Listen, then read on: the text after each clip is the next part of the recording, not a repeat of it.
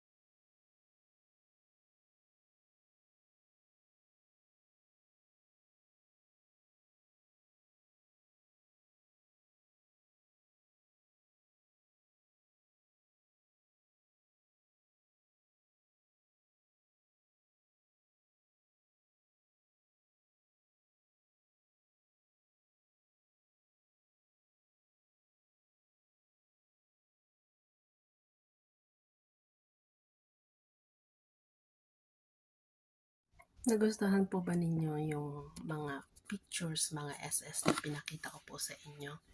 Very emotional po ako nung pinapanood ko yan.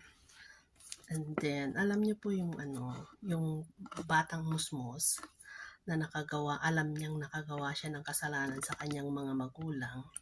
Tapos, para maibsan at mawala yung galit ng magulang, ay naglambing po ang ating Kuya Alex kay Tatay Ram. Doon po ako naging emotional nung ihilig na ni Kuya Alex yung ulo niya kay Tatay.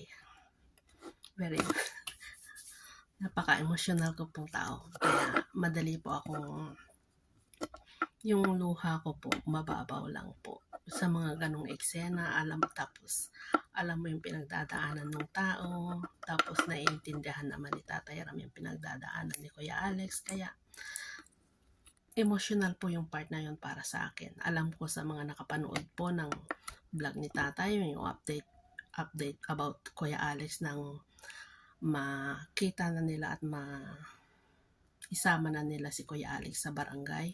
Alam ko po, umiyak din po kayo sa part na yon.